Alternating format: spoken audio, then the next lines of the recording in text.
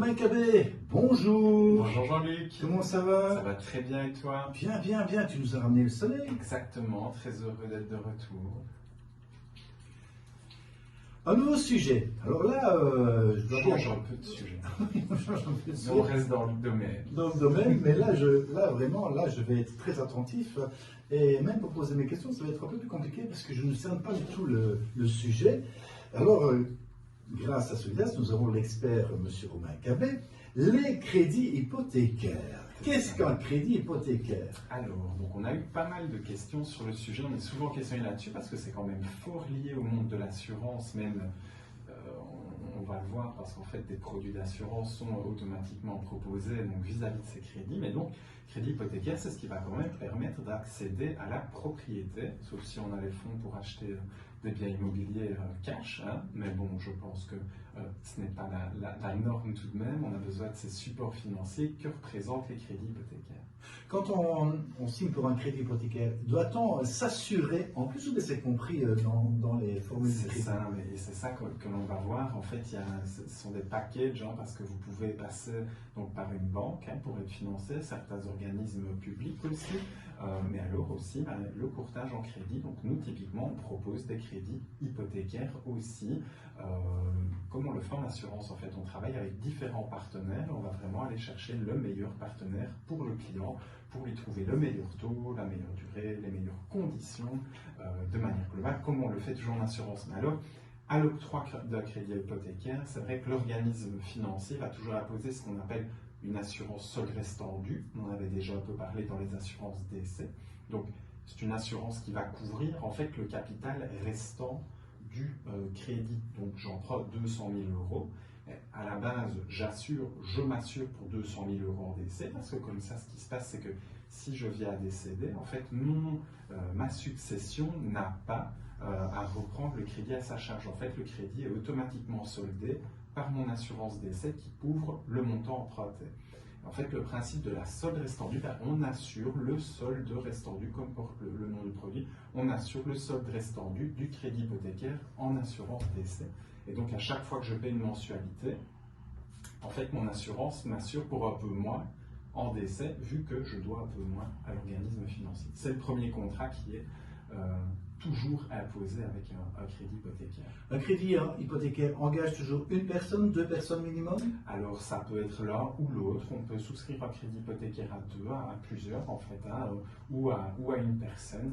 Tout à fait, les deux sont possibles. Mais à une personne plus sévère, comment faire? Ça sera, c'est surtout en fait, on va le voir juste après, les critères d'acceptation du crédit. C'est vrai que voilà, quand on est deux, par définition, il y a plus de revenus et donc c'est plus facile d'avoir l'octroi du crédit, quoi.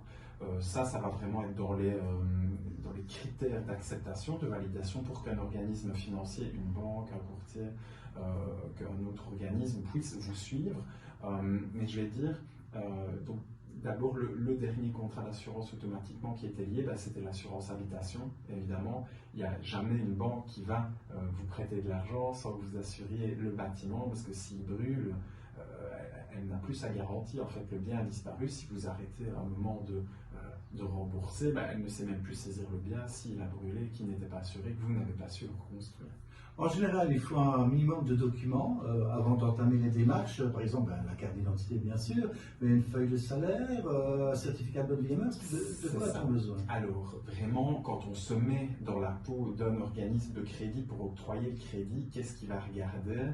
Ça va principalement être votre capacité de remboursement, et deux, alors les garanties potentielles que vous pouvez amener. Donc, la banque, elle veut sécuriser, elle veut être certaine que vous êtes capable de rembourser l'argent qu'elle vous prête, et elle veut aussi être certaine de, si un jour vous n'êtes plus capable de rembourser, de pouvoir retomber sur ses pattes, et donc en fait d'aller revendre le bien ou revendre des garanties qu'elle aurait prises sur d'autres biens. Vous, quand vous présentez votre dossier, c'était un gros sujet les dernières années. On entendait beaucoup des organismes, encore il y a 5 ans ou un peu plus, qui prêtaient plus de 100% de quotité. Donc, qu'est-ce que la quotité? La quotité, ça va être le pourcentage de valeur du bien que vous empruntez. Donc, quand on dit qu'on emprunte 100% de quotité, c'est que la banque vous prête le montant de l'achat. Vous achetez une maison 200 000 euros. 100% de quotité, ça veut dire qu'on vous prête 200 000 euros. À savoir, par contre, que vous avez des frais d'enregistrement, des frais de notaire à payer. On va être en 12,5 et 16% au total si on le calcule. Eh bien, avant, vous prêtez même 105, 110, 115, 120%, même avec des travaux dedans. Ça devient de plus en plus compliqué.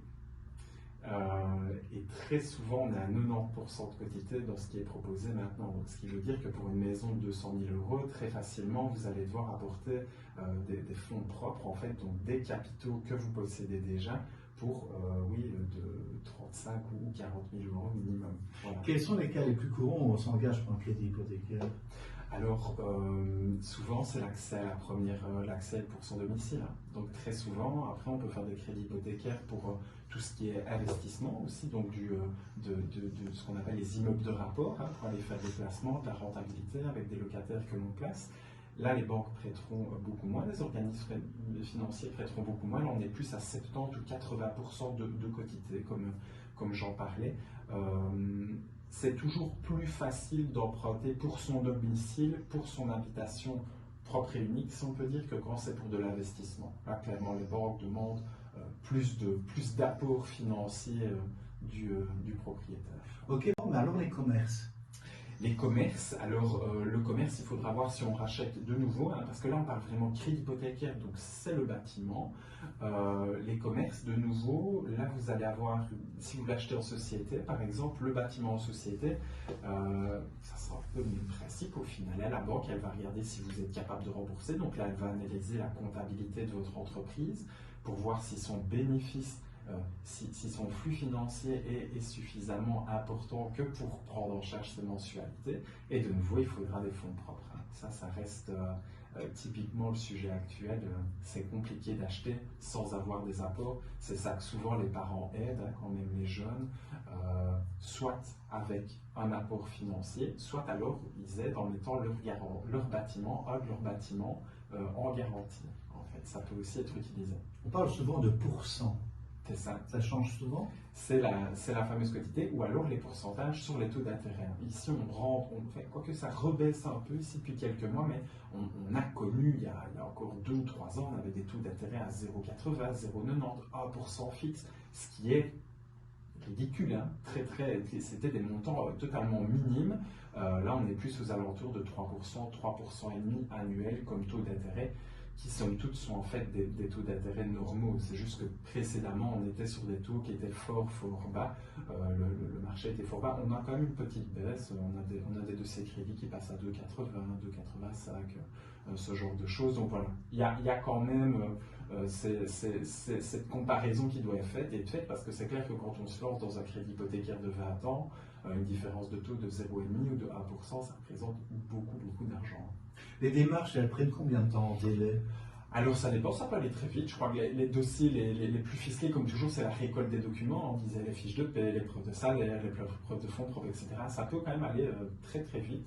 Ça peut se faire en quelques semaines. Si par contre on traîne à récolter les documents, là ça peut prendre plusieurs mois, quoi, du coup.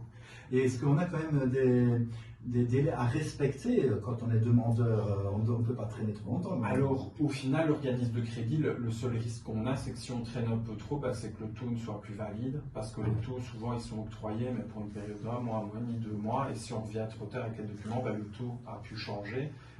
Mais c'est surtout qu'on est souvent tenu par la durée du compromis, parce qu'on a signé un compromis vendeur-acheteur, on a 3 mois à partir de la signature pour acheter, donc ça ne peut pas trop durer à ce niveau-là. Et on est dans une bonne période? C'est une période qui redevient propice, il ne faut pas hésiter. Est-ce qu'il y a des moments de l'année où il y a plus de demandes? Non, pas spécifiquement. Alors, ça va Batibo. Allez, Batibo, c'est quand même un moment qui repousse. On rénove, mais on pense aussi à acheter. Ouais.